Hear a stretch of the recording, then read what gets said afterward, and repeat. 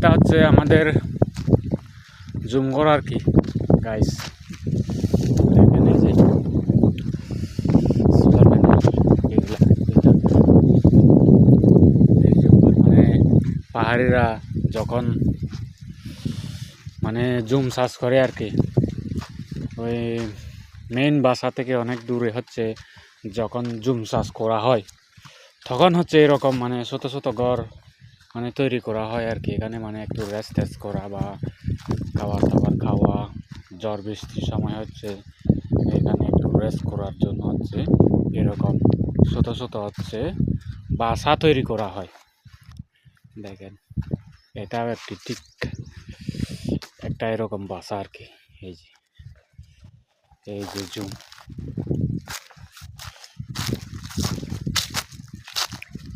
এই পুরোটা হচ্ছে জুম। দেখেন কত বিশাল একটা জুম। এই জুম চাষ করার সময় হচ্ছে এই ঘরটা হচ্ছে তৈরি করা হচ্ছে আর কি।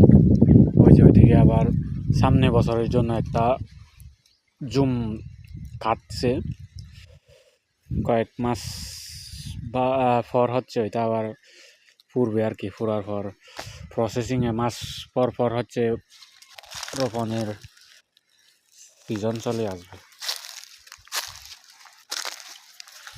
এই যে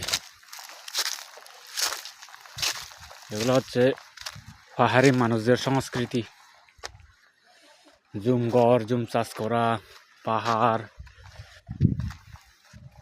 কত সুন্দর একটা আবহাওয়া, বাতাস বইতেছে শুধু।